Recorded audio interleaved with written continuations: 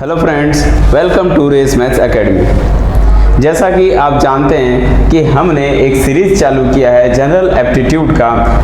वो गेट वाले बच्चे या CSIR बच्चे या फिर IIT जैम या किसी भी अदर कॉम्पिटिटिव एग्जाम की अगर तैयारी कर रहे हैं, प्रिपरेशन कर रहे हैं, तो उनके लिए जनरल एप्टीट्यूड एक वेरी इंपॉर्टेंट होता है। और हमारे ऑनलाइन में MSc और BSc की भी क्लासेस चालू हो गई है। अगर आप ज्वाइन करना चाहते हैं तो आप ज्वाइन कर सकते हैं, ठीक है। तो इस वीडियो में हम आपको जनरल एप्टीट्यूड का कंप्लीट जो 2020 का सॉल्यूशन है, चलिए देखते हैं। पहला क्वेश्चन क्या लिखा हुआ है। द डिफरेंस करना है आपको sum of first two n natural number का और किसका, sum of first n odd numbers का, यानी कि first two n natural number. First two n मतलब क्या होता है, 1 + 2 से लेके 2n तक जाना है आपको। वो n आपका इवन नंबर होगा।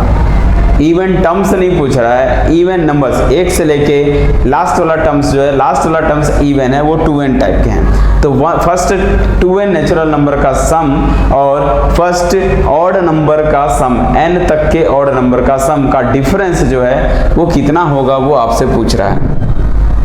अगर हम ऑप्शन से देखें तो ऑप्शन देखिए क्या लिखा हुआ है। ऑप्शन में बोल रहा है, पहला है n² - n होता है, या n² + n होता है, या 2n² - n होगा, या फिर 2n² + n होगा। सबसे पहले इसको रखते हैं साइड। अब यहाँ पर आप देखते हैं किसका, फर्स्ट 2n नेचुरल, 1 + 2 + 3 + 10 + 2n, इनका डिफरेंस करना है भाई। और माइनस करना है आपको 1 + 3 + 5 + 10 कहाँ तक के n लोगों का, इनका आपको डिफरेंस कैलकुलेट करना है। तो भाई आप जानते हो कि 1 + 2 + 3 + 2n है। हम जानते हैं 1 से लेके n तक के नेचुरल नंबर का सम कितना होता है, n × n + 1 होता है। बट यहाँ पर लास्ट में 2n है, तो 2n है तो हमको 2n × 2n + 1 करना पड़ेगा, अपॉन का 2 करना पड़ेगा। और सेकंड स्टेप देखिए क्या लिखा हुआ है, 1 3 5 n तक का सम। अब मैं आपको अगर बताऊं, फर्स्ट टर्म, एक टर्म का सम क्या होता है, 1 होता है। इसको मैं 1² लिख सकता हूँ। 1 और 3 ऐसे दो ऑड नंबर का सम 4 आएगा। 4 को हम 2 का स्क्वायर कैलकुलेट कर सकते हैं।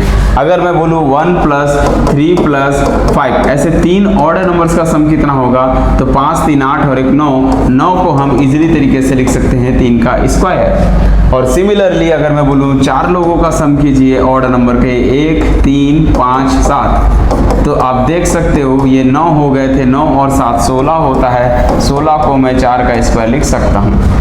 तो इससे समझ में आता है कि 1 3 5 ऐसे n तक का अगर सम करना हो तो कुछ नहीं, सीधा सीधा n² कर दीजिए, क्योंकि इसमें टर्म्स की संख्या कितनी है, n है, इसलिए n² हो जाएगी। इसमें टर्म्स कितने हैं, टोटल 2n है। 2n मतलब ये तो है n ही, बट लास्ट वाला टर्म्स जो है 2n के फॉर्म में। अरे इसका मतलब ये कह रहा है, ये वाले पोर्शन में ये 1 + 2 + 3 + 10 आपका लास्ट में जो है ये आपका 6 ऐसा कोई नंबर, जैसे यहाँ पर मान लो कितना हो सकता है, 8 हो सकता है ना। लास्ट में जो है 2 का मल्टीपल है, ये कहना चाह रहा है। 1 से लेके n तक का जाइए, लेकिन लास्ट वाला नंबर आपका 2n है। देखिए ये क्वेश्चन में अच्छे समझिए, बहुत से बच्चे कंफ्यूजन होते हैं कि ये सोचते हैं कि ये सम ऑफ 2n बोल दिया मतलब इवन नंबर का सम बोल रहा है। गलत, ये इवन नंबर का सम नहीं बोल रहा है। ये बोल रहा है कि आपको कौन सा टर्म्स चाहिए, पूरे 1 से लेके n तक ही जाना चाहिए, लेकिन लास्ट में 2n है। 2n first 2n natural number का सम, और फर्स्ट 2n मतलब लास्ट में जो नंबर है वो आपका 2 का मल्टीपल होना चाहिए, यानी कि वो आपका 8 हो सकता है, 10 हो सकता है, 20 हो सकता है, 20 हो सकते हैं, ऐसे नंबर्स जो कि 2 का मल्टीपल होता है। तो भी जो भी होता है इसका फॉर्मूला हम जानते हैं क्या होता है, 8 × 8 + 1 होता है। सिमिलरली डिवाइड बाई 2 करते हैं, तो वैसे ही यहाँ पर लास्ट पे 2n है, तो हमको क्या करना है, 2n × 2n + 1 अपॉन 2 करना है। ये 2 से 2 कैंसिल कर दीजिए, आपका बचेगा n और 2n + 1 - n² आएगा। और यहाँ पर आप सॉल्व करोगे तो 2n² + n - n² हो जाता है, और 2n² में से n² गया, n² + n आता है। तो ऑप्शन से अगर देखते हैं तो इसका ऑप्शन देखिए क्या था। अगर हम ऑप्शन से देखें तो n² + n, जो कि आपका n² + n, B answer is a correct option. देखिए for a matrix m equal M I J, एक मैट्रिक्स है जिसके एलिमेंट एम आई जे हैं और आई जे की वैल्यू को बोल रहा है 1 2 3 4, यानी कि 4 का है, मतलब कि ये 4 क्रॉस 4 का मैट्रिक्स बनेगा जो कि स्क्वायर मैट्रिक्स है। और ये diagonal elements are all zero, यानी कि जितने भी डायगोनल एलिमेंट्स हैं सभी के सभी कैसे हैं, जीरो हैं। और साथ में बोल रहा है एम आई जे की value minus of M I जे है। तो जब ये केस होता है तो जानते हो, अगर आप मैथ्स पढ़ रहे हो, मैट्रिक्स पढ़े होगे, तो वहां पर हम बोलते हैं इसको स्क्यू सिमेट्रिक मैट्रिक्स बोलते हैं। कौन सा मैट्रिक्स बोलते हैं? Skew symmetric. क्यों? जिसके डायगोनल एलिमेंट्स पे जीरो हो और आपका जो अपोजिट वाला है उसका माइनस हो, यानी एम आई जे वाला माइनस ऑफ एम आई जे बनता है, तो इसको बोलते हैं हम लोग स्क्यू सिमेट्रिक मैट्रिक्स। खैर कोई बात नहीं, अगर आपको नहीं आता है तो भी आप समझ सकते हो कि the minimum number of elements required to fully specify the matrix. आपको वो मैट्रिक्स 4 क्रॉस 4 बनाने के लिए मिनिमम कितने नंबर्स का रिक्वायरमेंट होगा वो आपसे पूछ रहे हैं यहाँ पर। तो चलिए इसको सॉल्व करते हैं। देखिए क्या लिखा हुआ है, इसको करते हैं साइड।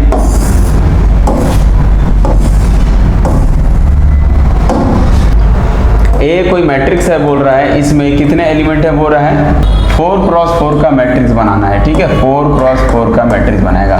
डायगोनल एलिमेंट्स में उसने साफ साफ बोल दिया है कि 0 है, 2 फिर 3 एंड लास्ट 4। ये डायगोनल एलिमेंट्स को क्या बोल दिया उसने, 0 बोल दिया। और आई जे वाला पोजीशन का माइनस जे आई है। इसका मतलब अगर यहाँ मान लो कि नंबर आप डालते हो, कौन सा नंबर डालते हो, सपोज करो मैंने नंबर डाल दिया यहाँ पर ए, कोई नंबर आया, ठीक है, यहाँ पर मैंने डाला बी और यहाँ पर मैंने डाला सी, ऐसे 3 नंबर सी हो गए। फिर यहाँ पर आप देख सकते हो कौन सा नंबर आएगा, ई और एफ आएगा, ठीक है, और यहाँ पर आपका आएगा जी। ये 3 नंबर्स यहाँ फुलफिल हो गए। और ये वाला अपोजिट नंबर आ गया यहाँ पर माइनस का ए, फिर ये वाला नंबर आ गया यहाँ पर माइनस का बी एंड सी वाला आएगा माइनस का सी। ऐसा क्यों हुआ? क्योंकि ए आई जे वाला जो है इसका अपोजिट है, एम आई जे वाला ये 1 2 3 वाला 2 3 अपोजिट है। क्वेश्चन में ही मेंशन था कि एम आई जे वाला पोजिशन है माइनस एम ऑफ जे आई है, यानी कि एम ऑफ 2 3 वाला जो नंबर है वो माइनस एम 3 2 करना है भाई। तो यहाँ पर आप देख सकते हो ये 1 कौन सा रो है, ये देखिए फर्स्ट रो है और ये आपका सेकंड कॉलम है। तो फर्स्ट रो और सेकंड कॉलम का नंबर जो है सेकंड रो फर्स्ट कॉलम में आ जाएगा और वे भी माइनस करना है आपको। सिमिलरली ऐसी बी यहाँ आ जाएगा, सी यहाँ आ जाएगा। फिर यहाँ पर देख सकते कौन सा पोजीशन का है, ये है सेकंड रो, ये है थर्ड कॉलम। तो सेकंड रो थर्ड का थर्ड रो सेकंड में आ जाएगा, विथ माइनस लग जाएगा। उसके बाद ये वाला एफ आपका यहाँ आ जाएगा, सिमिलरली जी यहाँ पहुँच जाएगा विथ माइनस में। तो कि आपको रिक्वायरमेंट कितने की जरूरत हुई, ये सारे नंबर्स तो इसमें आ ही गए, ये सारे नंबर्स इसमें आ गए। तो आप बोल सकते हो इसको काउंट कर लो कितने नंबर हुए। अगर आप काउंट करने बैठते हो तो आप देख सकते हो कि ये कितने नंबर्स हैं इसमें। यहाँ पर ये वाली लाइन में कितने एलिमेंट है बताइए, तो आप बोलोगे सर 3 एलिमेंट है। कितने? 3 एलिमेंट यहाँ है, इसमें 2 एलिमेंट का जरूरत पड़ेगा और इसमें 1 एलिमेंट का जरूरत पड़ेगा। तो सबको जोड़ोगे तो 1 + 2 + 3 मिलता है जो कि 6 आता है। ये स्क्यू सिमेट्रिक मैट्रिक्स है, तो हम डायरेक्टली बता सकते हैं नंबर ऑफ एलिमेंट्स इन किसमें, स्क्यू सिमेट्रिक मैट्रिक्स। ठीक है, in skew symmetric matrix. Skew symmetric matrix में कितनी जरूरत होती है, फॉर्मूला होता है n-1/2। आपको n पता होगा, कितने एलिमेंट है, 4 दिए हैं टोटल, तो 4 × 3/2, 2 2 = 4, 3 दूनी 6।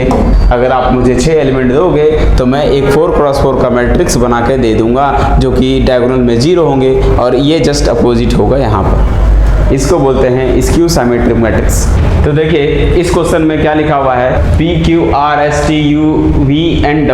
ये जो 8 लोग जो हैं are seated around the circular table, एक सर्कुलर टेबल के फॉर्म में बैठे हैं कि बीच में एक टेबल है और आसपास के किनारे किनारे कौन बैठे हैं, ये 8 लोग आपस में कैसे हैं, बैठे हुए हैं। देखिए क्या लिखा हुआ है, पहला S is seated opposite to W, यानी कि जो S है वो जस्ट अपोजिट के W में बैठा है, मतलब ऐसे अराउंड में बैठे हुए गोल राउंड में, और जो सामने वाला फ्रंट है उसके जस्ट अपोजिट में कौन बैठा हुआ है, S, और सामने वाले में कौन बैठा है, W बैठा है। तो S is seated opposite to W, पहला केस हो गया।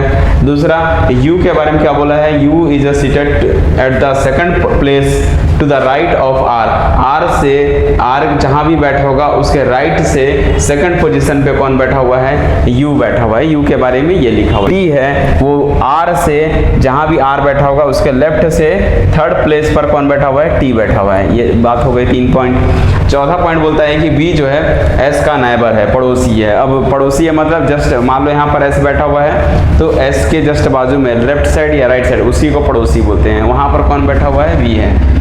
उसके बाद इसमें कुछ ऑप्शन दिए हुए हैं। क्या ऑप्शन दिया हुआ है, पहला कि which of the following must be true, इनमें से कौन सा ट्रू होगा। फर्स्ट ऑप्शन है कि क्या पी हमेशा आर का नाइबर होगा, पड़ोसी होगा, कि क्यू हमेशा आर का पड़ोसी होगा, पी कभी भी अपोजिट नहीं होगा क्यू के, और बी जो है is the left neighbour of S, S के लेफ्ट पड़ोसी होगा। ये मैंने ले लिया एक शर्त। ये है आपका कौन, 1 2 3 4 5 6 7 8, ये जस्ट एक दूसरे के अपोजिट ऐसे 8% जो है राउंड टेबल पर हमको इसको क्या कर दिए, बैठा दिए। ठीक है, अब कहीं भी S ले लो। पहला वाला क्या था कि S जो है हमेशा W के जस्ट अपोजिट में बैठा है। देखिए अब कभी भी देखिए जो आदमी बैठ गया है तो उसके इस साइड वाला पोजीशन, ये वाला पोजीशन क्या होता है आपका, लेफ्ट होता है। ध्यान से देखिए ये वाला पोजीशन क्या एरो बताता है, लेफ्ट। क्योंकि अगर आप ऐसे बैठे हो मुंह करके अंदर की ओर मुंह करके तो आपका ये वाला पोजीशन लेफ्ट हो जाएगा और ये वाला पोजीशन राइट हो जाएगा। तो अगर मैं इसकी बात करूंगा तो ये कौन सा पोजीशन होगा, राइट की बात होगी। ठीक है, राइट साइड है, ये लेफ्ट साइड है। इतना आया समझ में। तो देखिए मान लो इसमें अब अपने को कहीं भी आर के बारे में मेंशन नहीं है कि आर कहाँ है, तो अपन आर को कहीं भी बैठा सकते हैं। ठीक है, मैं बोलता हूँ कि चलो ठीक है, आर अगर यहाँ बैठा है, अगर आर यहाँ बैठा है तो आर से ये राइट साइड में, आर के राइट साइड से वो सेकंड प्लेस पर कौन बैठा था, you. First position second position पर, तो फर्स्ट और सेकंड पोजीशन पर कौन बैठा था, यू बैठा हुआ है। इतनी सी बात बोला था। और टी के बारे में बोलाता है कि वो राइट जो आर है जहाँ बैठा उससे थर्ड प्लेस पीछे, 1 2 3 प्लेस पे कौन बैठा हुआ है, टी बैठा हुआ है। ये चीजें बात बोला था क्वेश्चन में। और वी के बारे में बोला है, वो क्या है, पड़ोसी है। वी जो है किसका पड़ोसी है, एस का पड़ोसी है। तो भाई एस का पड़ोसी जगह तो यही खाली है, तो एक यहाँ हो सकता है, आपका कौन हो सकता है, वी हो सकता है। अब बच गए कौन, पी और क्यू बच गए। तो पी या तो यहाँ पर हो सकता है या फिर यहाँ पर होगा क्यू, या फिर क्यू यहाँ होगा तो पी यहाँ पर होगा। दोनों में से कोई भी एक होगा। बट क्या ये दोनों एक दूसरे के अपोजिट है, नहीं, बिल्कुल। इसके अपोजिट कौन होता, टी होता। तो कभी भी पी और क्यू के अपोजिट में टी होता है, या तो पी के अपोजिट में टी या तो क्यू के अपोजिट में टी, ऐसा। या यहाँ से देखोगे तो आर बनेगा। लेकिन पी और क्यू आपस में एक दूसरे के अपोजिट तो नहीं है। अब आते हैं पहला ऑप्शन, क्या लिखा हुआ है, P is a neighbour of R, और क्यू क्या है, नेबर है आर का। चलो देखते हैं पहला ऑप्शन कि क्या पी और क्यू एक आर के नेबर बनते हैं। अब आर के नेबर कौन है, क्यू है या तो पी है, दोनों बन सकते हैं ना। तो पी का जो पड़ोसी है, पी का आर का पड़ोसी कौन बन सकता है, पी भी हो सकता है, क्यू भी हो सकता है। मतलब कोई श्योर तो नहीं है, क्योंकि अगर पी यहाँ बैठाओगे तो क्यू यहाँ डालोगे, क्यू को यहाँ डालोगे तो पी यहाँ हो जाएगा। तो बट आर का पड़ोसी जो है कंफर्म तो नहीं हुआ पी है या क्यू है। तो हमारा जो है फर्स्ट ऑप्शन जो है क्या हो गया, इनकरेक्ट हो गया। यानी कि हम बोल सकते हैं कि ये ऑप्शन गलत हो गया। पी आर का नाइबर पड़ोसी नहीं हो सकता है बट नहीं भी हो सकता, क्योंकि क्यू भी तो आ सकता था। तो सेकंड ऑप्शन ये भी कंफर्म नहीं। इसने ऑप्शन क्या बोला है, मस्ट बी ट्रू, जो ऑलवेज ट्रू होगा, इसलिए ये गलत हो जाएगा। तीसरा क्या है, P is not seated to opposite, बिल्कुल P कभी Q एक दूसरे के अपोजिट नहीं थे। और V is the left neighbour, अब इससे कोई मतलब नहीं है। एक ऑप्शन हमारा करेक्ट हो गया, कौन सा, P जो है Q के कभी भी क्या पड़ोसी अपोजिट तो नहीं होगा। लेकिन V के बारे में कहता है V is the left neighbour of S, V कहाँ है, इसमें V है, ये लेफ्ट नेबर है S का। तो ये भी एक केस तो हो सकता है ना, तो ये भी ट्रू हो सकता है, बट हमेशा ट्रू नहीं होगा। क्यों, क्योंकि अभी एक और केस बना के देखते हैं उस सेकंड केस में क्या होगा। ये S है, 1 2 ये 3 4 5 6 7 8। सेकंड केस में S यहाँ है, V यहाँ है, S और W एक दूसरे के अपोजिट, ये तो बनाना है। दूसरा, अगर मैं बोलूँ R से, R को तो अब यहाँ तो दे नहीं सकते। देखो क्या था सेकंड कि U, R अगर यहाँ होगा तो इससे सेकंड प्लेस पर कौन बैठा था, U बैठा था। लेकिन अगर मैं R को यहाँ डाल दूँ, अगर मैं R को यहाँ डालूँ तो इसके सेकंड प्लेस पे W है, तो वो तो हो नहीं सकता। ठीक है, यहाँ एक R डाल सकते हो आप ऐसे, R इसके सेकंड प्लेस पे कौन डाल दिया, U डाल दिया, और T इसके थर्ड प्लेस पे, तो थर्ड प्लेस पे तो S है, तो ये भी नहीं हो सकता। मतलब यहाँ पर भी R नहीं हो सकता, यहाँ R हो ही नहीं सकता। एक और चांसेस यहाँ आर अगर डाल दूं तो यहाँ से इसके ये आपका क्या हो गया, यहाँ बैठा है तो ये इसका आपका राइट साइड हो गया, ये आपका लेफ्ट साइड हो गया। तो राइट साइड से कितना था, राइट साइड से सेकंड प्लेस पर कौन बैठा है, आपका यू बैठा था, और यहाँ से थर्ड प्लेस पे कौन बैठा है, टी बैठा था, इतना लिखा था। और v इसका पड़ोसी था किसका, s का, तो v अब यहाँ हो सकता है, चांसेस यहाँ है। बच गया कौन, p और q, तो p यहाँ डाल दो, या तो q यहाँ, या फिर p यहाँ डाल सकते हो तो q यहाँ डाल सकते हो। बट अभी भी केस से p और q एक दूसरे के अपोजिट तो नहीं आए, यहाँ पर हो गया। और दूसरी चीजें जो है क्या लिखा था उसमें, अब देखिए v यहाँ आ गया, तो अब पहले अब चौथा ऑप्शन क्या था हमारा, v इज अ लेफ्ट पड़ोसी है s का, तो वो भी नहीं, ये देखो यहाँ से भी गलत हो गया, देख सकते हो। फोर्थ ऑप्शन क्या कह रहा था, फोर्थ ऑप्शन कह रहा है v is the left neighbour of s, यानी कि s का लेफ्ट नेबर है कौन, v जो है s का लेफ्ट नेबर। अब देखो लेफ्ट यहाँ है, राइट यहाँ है, अब वो राइट साइड में भी बैठ सकता है। तो कुल मिलाकर हमारा जो ऑप्शन है कौन सा करेक्ट था, v जो p और q एक दूसरे के कभी भी अपोजिट नहीं बैठेंगे। देखो ये अपोजिट नहीं, अपोजिट ये होता है, ठीक है, या फिर ये होता है। तो इस क्वेश्चन में क्या लिखा हुआ है, ध्यान से समझिए। इस क्वेश्चन में लिखा है the distance between Delhi and Agra, Delhi से लेके आगरा के बीच का डिस्टेंस है 233 किलोमीटर। और एक कार p जो है स्टार्ट करती है ट्रेवलिंग करना फ्रॉम कहाँ से, दिल्ली से आगरा की ओर जाती है। और दूसरा कार Q, यानी कि दूसरी कार, एक दूसरी कार है जो Q, जो स्टार्ट होती है कहाँ से, आगरा से दिल्ली की ओर आने के लिए। अब अलोंग द सेम रोड, दोनों ने सेम रोड पर ट्रेवल करना है। और 1 घंटे बाद जो है चालू होती है कब, जब स्टार्ट हो जाती है P, यानी कि P के स्टार्ट होने के 1 घंटे बाद Q गाड़ी चलना चालू करती है।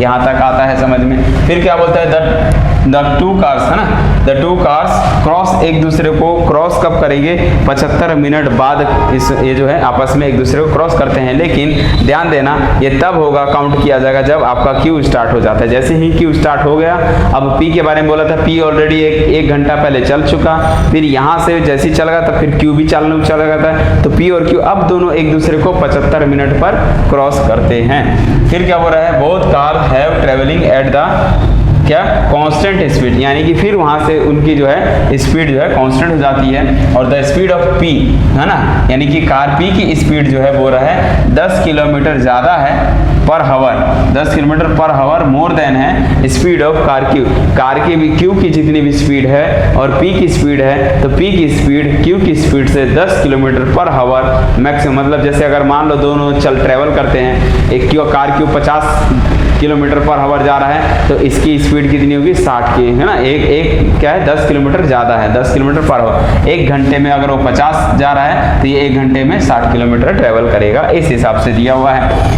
आगे बोलता है कि how many kilometres the car Q के ट्रेवलिंग करने के जो क्रॉस होती है वहाँ से कार Q का डिस्टेंस कितना है बताना है अपने को। कार Q से जहाँ पर क्रॉस करते हैं वहाँ से लेके यहाँ तक का डिस्टेंस आपको कैलकुलेट करके बताना था। ये दिल्ली है, ये वाला स्टॉपेज, और ये है आपका आगरा। दिल्ली से आगरा जाने के लिए ये यहाँ से कार P चलती है, यहाँ से कार Q चलती है, दोनों सेम रोड पर ट्रेवल करते हैं और इनके बीच का डिस्टेंस कितना है, 233 किलोमीटर है।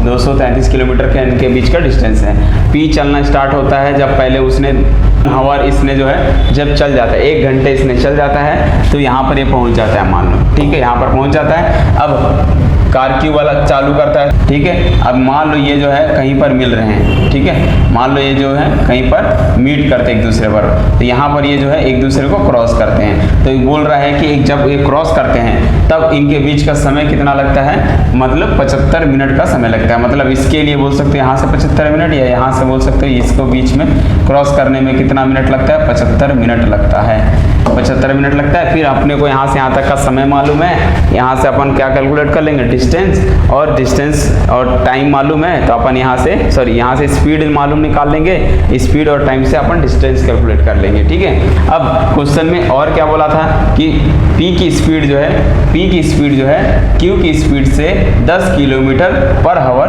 मैक्सिमम है, यानी मोर देन है। तो अपन को Q की स्पीड नहीं मालूम है, तो अपन क्या मान लेते हैं, Q की स्पीड जो है कितनी मान लेते हैं, Q की स्पीड जो है मान लो x है, तो इस वजह से P की स्पीड कितनी हो जाएगी, तो ये जो है x + 10 हो जाएगी।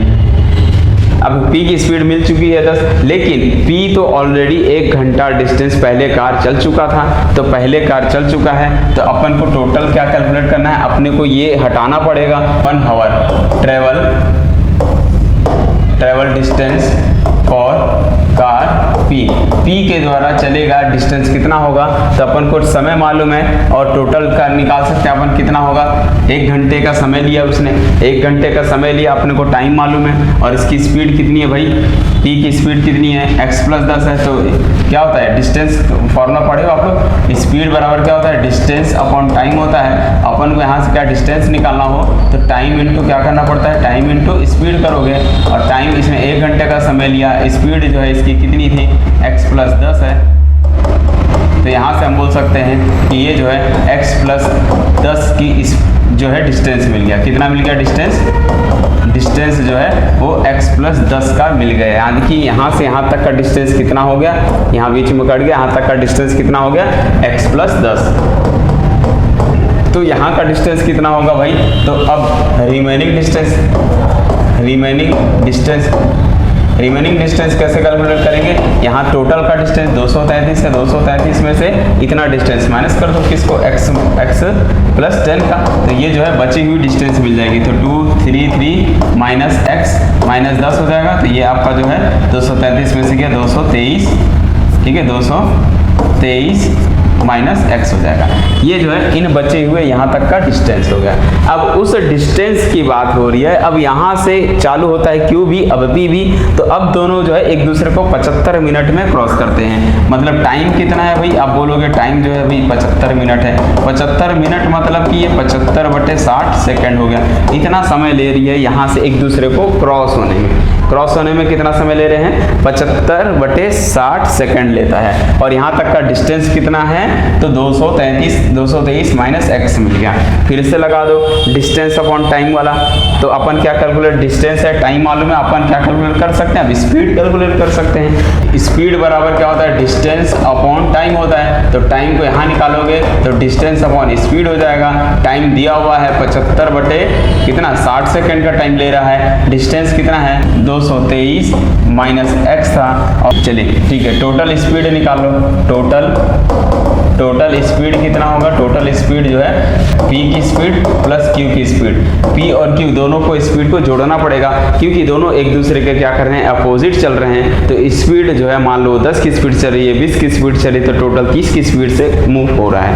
क्योंकि जब एक दूसरे के अपोजिट आते हैं तो वहाँ पर हम ऐड करते हैं, एक दूसरे के साथ चलते हैं पैरेलली, है ना, तो वहाँ पर हम माइनस करते थे, बट यहाँ पर क्या हो रहा था, p और q एक दूसरे के अपोजिट आ रहे हैं, तो डिस्टेंस को हम काउंट करते हैं प्लस करके, तो एक की स्पीड थी x + 10 और दूसरे की स्पीड है x, तो टोटल हो गया 2x + 10 हो गया, तो अपन को टोटल स्पीड भी पता चल गया 2x + 10 का स्पीड से चल रहे हैं।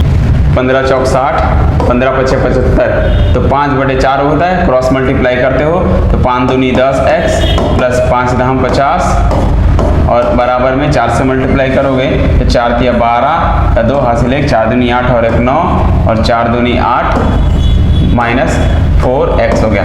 अब ये -4x है, इधर आएगा तो 10 और 4 14x हो जाएगा, 14x बराबर 892 प्लस -50 हो जाएगा, तो यहाँ से x की वैल्यू मिल जाएगी कितनी 892 -50, तो यहाँ से बोल सकते हो x की वैल्यू कितनी आ जाएगी भाई 2 का 2 और 9 में से 5 गया 4 842/14 आ जाता है। x की वैल्यू मिलती है 60.14 समथिंग के आसपास अराउंड इसका वैल्यू मिल जाती है। ये किसका मिल गया, q की स्पीड मिल गई। क्या है q का, क्या था ये स्पीड था, तो q की स्पीड से हम क्या कैलकुलेट कर सकते हैं उसका distance travel by car q के द्वारा चला गया डिस्टेंस कितना होगा, तो डिस्टेंस बराबर क्या होता है स्पीड इनटू टाइम। अब स्पीड मालूम है हमको कितनी स्पीड से चल रही है 60 × 14 इंटू टाइम कितना था इसका, टाइम जो है 75/60 का समय लिया, 75.2 के आसपास जो है इसकी वैल्यू मिलेगी।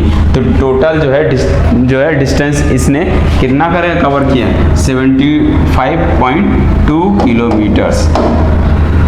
इतना तय करेगा। ये 75.2 किलोमीटर्स की स्पीड जो है क्यू का जो है इतना डिस्टेंस ट्रेवल कर चुका होगा। कितना? 75.2। चलिए नेक्स्ट क्वेश्चन देखिए क्या लिखा हुआ है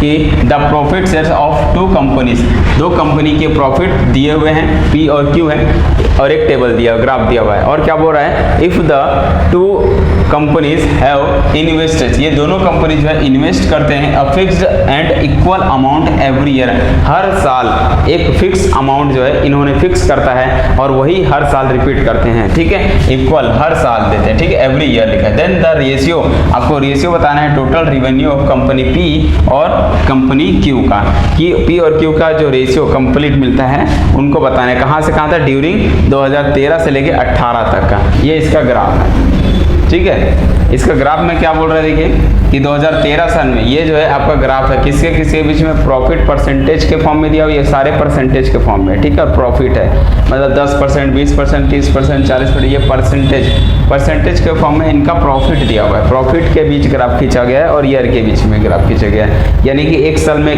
में इन्होंने कितना प्रॉफिट करता है। दो कंपनी है, कौन कौन से? कंपनी पी और क्यू है। तो ये जो है आपका कंपनी पी है और क्यू है, येलो कलर वाला आपका पी है और क्यू कंपनी जो है ग्रीन कलर वाली कंपनी है, ऐसा एक ग्राफ दिया हुआ है। अब देखिए क्या हो रहा है, सबसे पहले तो 2013 में देखिए 2013 के सन में, और इस क्वेश्चन में क्या लिखा था कि सेम जो है इन्वेस्ट करते हैं रुपए, ठीक है, ये हर साल इन्होंने जो है सेम इन्वेस्ट करता है। 2013 में जो है जो भी इन्होंने इन्वेस्ट किया होगा पी और क्यू ने, पी को प्रॉफिट 10% का होता है, मान लो सपोज करो ये जो है 100 रुपए का इन्वेस्ट करते हैं सन 2013 में, तो 2013 में 10 जो पी कंपनी है उसको 10% का प्रॉफिट होता है और क्यू कंपनी को 20% का प्रॉफिट होता है। 2014 में 20% का और क्यू कंपनी को 30% का प्रॉफिट होता है। इस तरह से ये प्रॉफिट दिया हुआ है आपका, ठीक है। तो पी और क्यू कंपनी के हर साल प्रॉफिट दिए हुए हैं। मान लो इसको ऐसा मान के चलते हैं कि जो है सपोज करो इन्वेस्ट जो रुपीस है वो कितना है, इन्वेस्ट अमाउंट कितना, मान लो 100 रुपये, मान लिया मैंने 100 रुपये इन्वेस्ट करती है कोई कंपनी, ये दोनों कंपनी ने सेम इक्वल करते हैं, तो मान लो जो है 100 रुपये जो है इन्वेस्ट करते हैं। अब 100 रुपये इन्वेस्ट कर दिए तो फिर 2013 में तो जो टोटल रिवेन्यू होगा, टोटल रिवेन्यू अमाउंट कितना होगा वही। तो देखिए आप इस ग्राफ को देख के समझ सकते हो, पी जो है 10% का प्रॉफिट उठाती है, कौन सी कंपनी? पी। कब? 2013 में। और क्यू वाला 20%। तो पहले पी की बात करते हैं, पहले टोटल रिवेन्यू अमाउंट ऑफ किसके लिए? पी के लिए। अगर पी के लिए बात करूंगा तो एक पहले 2013 में वो 10% का प्रॉफिट उठाती है, मतलब मान लो उसको 100 रुपये किया तो 100 रुपये का 10% कितना होता है? 10 रुपये होता है। तो 10 रुपये उसको प्रॉफिट हुआ मतलब टोटल 100 रुपये इन्वेस्ट किया था, 10 रुपये प्रॉफिट हुआ, तो 110 रुपये जो है सन 2013 में इसको प्रॉफिट होता है। फिर अगर मैं बात करूँ 2014 की, तो 2014 में ये 20% का प्रॉफिट उठाती है, तो 20% कितना होता है? 100 का 20%, 120 रुपये हो जाएगा। फिर अगले बार में देखिए 2014 में कितना होता है, तो इसको जो 14 में है जो 40% का प्रॉफिट होता है, तो 40% कितना होता है भाई? 40% 10 का 40 140 हो जाएगा, क्योंकि प्रॉफिट ऐड हो जाएगा आपका, है ना, ये प्रॉफिट अमाउंट है ये। फिर बात करें 2015 हो गया, फिर 16 में भी 40%, 17 में आपका हमें 50%। चलिए तो ये 140 प्लस 17 में 150 का प्रॉफिट होता है। 150 मतलब 50% का 50%, 100 रुपये इन्वेस्ट किया होगा और 50% उसको प्रॉफिट हो गया, मतलब टोटल अमाउंट कितना हो गया? 150 रुपये हो गया। इस तरह से ऐसे जोड़ते चले जाएंगे। तो हमने जो है यहाँ तक कर लिया। 2018 में उस पी कंपनी को कितना होता है? पी कंपनी को जो है ये पी कंपनी का, और पी कंपनी का 40% प्रॉफिट हुआ, मतलब 140 रुपये हुआ। तो ये जो है टोटल कितना हो गया इनका, जोड़ दो तो 100, 200, 300, 4, 5, 6, 700 हो गया, 700, और ये जो है 20 और 4, 4, 8, 500 हो गया, और यहाँ से ये आपका 800 रुपये। टोटल कितना? 800 रुपये जो है ये जो है पी कंपनी को इतने साल में रिवेन्यू, टोटल रिवेन्यू अमाउंट हो गया। इसी प्रकार टोटल हम किसका निकाल सकते हैं? टोटल रिवेन्यू अमाउंट ऑफ किसका, क्यू का। अगर क्यू का निकालें तो क्यू का भी सेम ऐसे ही निकलेगा। क्यू को 20% का प्रॉफिट हुआ, फिर 30% का प्रॉफिट हुआ, फिर 30% का प्रॉफिट होता है। तो 20 30 30, ठीक है। 20 30 30 के हिसाब से कितना हो गया, 20 का 120 रुपये हो गया, 130 का 130, 30% का 130, क्योंकि 100 रुपये उन्होंने इन्वेस्ट किया है तो 100 का 30% 30 रुपये होता है, टोटल उसको 130 रुपये प्रॉफिट हो गया। मतलब 30 रुपये प्रॉफिट हुआ तो टोटल अमाउंट कितना हो गया, 130, ऐसा। नेक्स्ट देखें तो यहाँ से हमको कितना हुआ, 2000 यहाँ तक हो गया। इसमें बात करें तो 50% का प्रॉफिट होता है, में आ जाता है, तो टोटल अमाउंट कितना हो गया, 150 हो गया। तो 150 यहाँ हो जाएगा और यहाँ पर आपका हो जाएगा, आपका ये 60% हो गया, तो 60 और 60, 150 प्लस 160 प्लस 160, ऐसा। पी ये है क्यू और क्यू का। अब इनको आप ऐड कर दीजिए, टोटल 850 रुपये जो है ये आपका अमाउंट हो जाता है। फिर इनका बोला था रेशियो बताना था कि किस रेशियो में ये चल रहे हैं। तो रेशियो कितना आएगा भाई, टोटल रेवेन्यू रेशियो जो है 800 का बटे 850 करते हो तो ये 0 से 0 काट दो, तो ये 5 से कटेगा, 16 85 होता है, तो 5 से 16 बार जाएगा और ये जाएगा 5 से कम 5 6 7 8 3 बजे 5 7 35, मतलब कि 16:17 रेशियो के फॉर्म में चल रहे होंगे। 16:17, जो कि करेक्ट आंसर कौन सा होता है, बी।